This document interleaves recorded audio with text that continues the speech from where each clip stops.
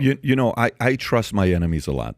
I trust them a lot because I know my enemies have a very honest outcome, right? They want to eliminate you. It's very they want to eliminate you and they want to beat you. It's that. So you have to trust your enemies, right?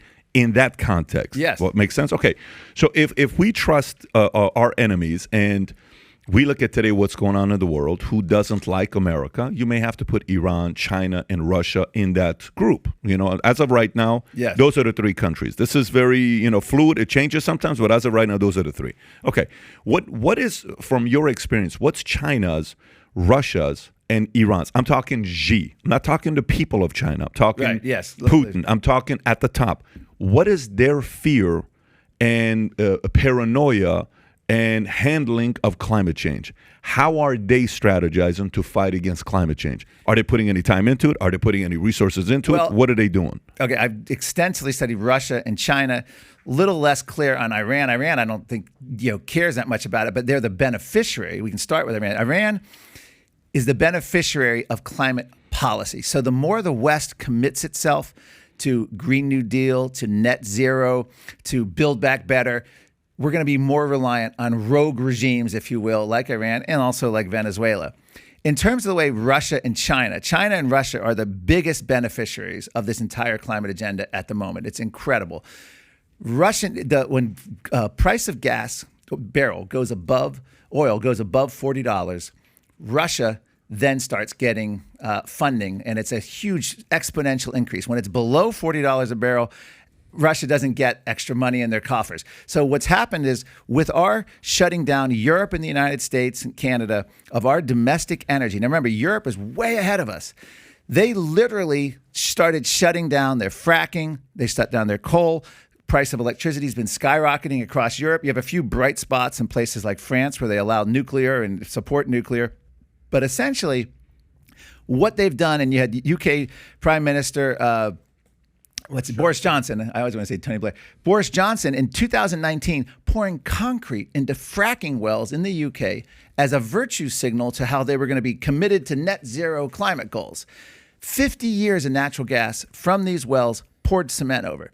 Now, what happened during the 10 years? Radical increase in reliance on Russian energy. And that included Germany, or some country. I think Germany is 40 or near 50%.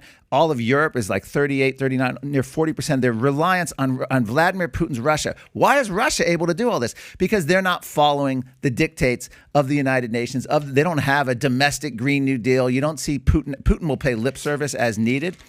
But it has been the greatest boon to Russian aggression, Russian national interest. China, basically the same premise.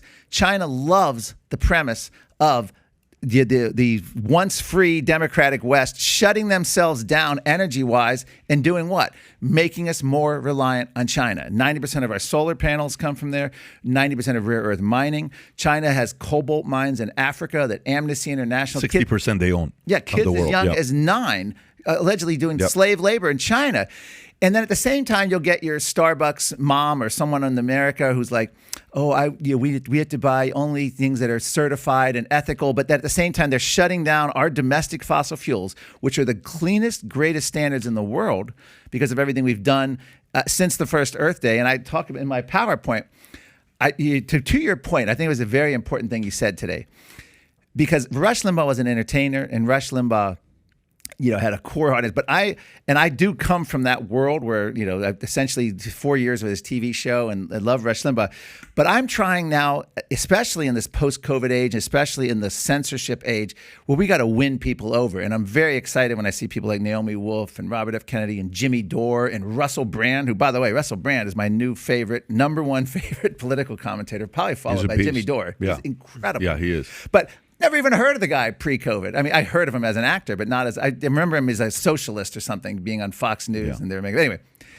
Sort of losing my train of thought on that one. You said you agree with the point I made at the beginning. That that I'm actually trying now, especially in the last 2 years since COVID. Rush Limbaugh. Yeah, to be less divisive and to actually, I have a whole chapter in my upcoming book including all the progressives who agree with us on tyranny. I now believe it's no longer a left-right political battle, and that went on for way too long. It's now basically tyranny versus freedom, and we welcome anyone on our side with that. So when I do presentations, I'll praise the first Earth Day, because the first Earth Day had a lot of wacky elements, a lot of ridiculous predictions, but it essentially laid out a very big concern about filthy rivers, filthy air, and just major environmental problems that we had. Well, we got the message, and it wasn't because of government regulation. It was because we made ourselves aware, and we had radical improvements in human air quality, human water quality, while at the same time, huge population increases and huge economic growth.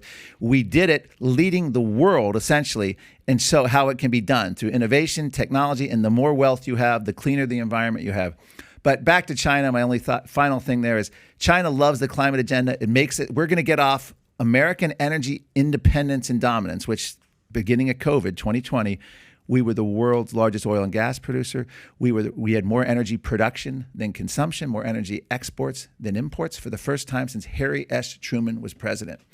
And that all, of course, toppled with COVID, and then with Biden coming in and even further decimating fossil fuels. And that wasn't just executive orders, it was the defunding of it. So China is sitting pretty, Russia's sitting pretty. And they'll always say climate change causes more war. No, when you shut down your domestic energy and you rely on hostile regimes, that's what causes more conflict. When now, instead of relying on American and Canadian oil and Europe relying on their own oil and then killing a pipeline for the East Med pipeline from Israel to Poland and Eastern Europe, they've been relying on Russia. They're going to be increasingly relying on China. And then, of course, the perverseness is they do sanctions on Putin. We're going to stick it to Putin.